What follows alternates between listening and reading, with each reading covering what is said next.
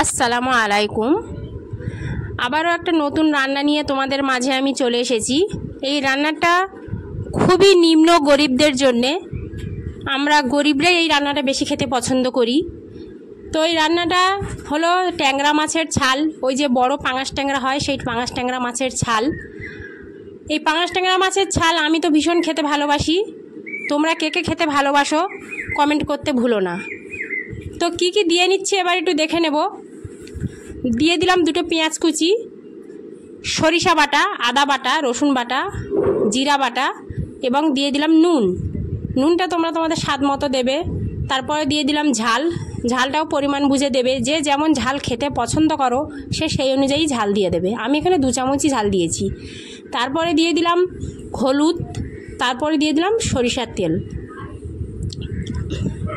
রান্নাটা খেতে সত্যিই বলছি খুবই অসাধারণ হয়, খেতে খুবই ভালো লাগে।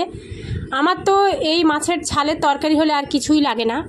তো এবার দেখতে পাচ্ছ ভালোভাবে হাতে মেখে নিচ্ছি। যত ভালোভাবে মাখাবে মশলাগুলো তত এই মাছের ছালের ভিতরে পৌঁছে যাবে, তত খেতে সুস্বাদু হবে। তো এই রান্নাটা আমি প্রায়ই বাড়িতে করে থাকি। তো এরকম রান্না তোমরাও চাইলে করে খেতে পারো, সত্যি খুব সুন্দর লাগবে। আর আমার এই ভিডিওটা যারা যারা দেখছো যদি কারোর ভালো লেগে থাকে তারা একটা লাইক করে দিও, কমেন্ট করো এবং শেয়ার করে দিও। দেখো প্রায় রান্নাটা আমি বসিয়ে দিয়েছিলাম। তো এবারে একটু ভাজা ভাজা হয়েছে, মশলাটা গায়ে মাখো মাখো হয়েছে, তেলটাও ছেড়ে দিয়েছে। তো একটু ভালোভাবে নাড়াচাড়া করে নেব যাতে পুড়ে না যায়, কেননা তেল জাতীয় জিনিস কড়াই এমনিতেই একটু লেগে লেগে যায়। তো একটু পানি দিয়ে নেব এবারে।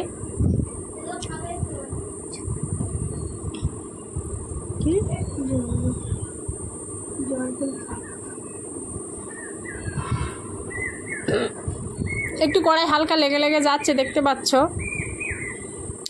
তো এবার একটু পানি দিয়ে দেব।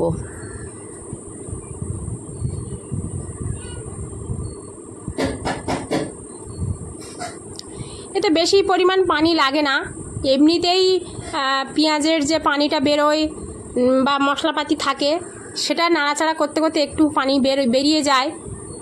তো এবারে অল্প একটু পানি দিয়েছি,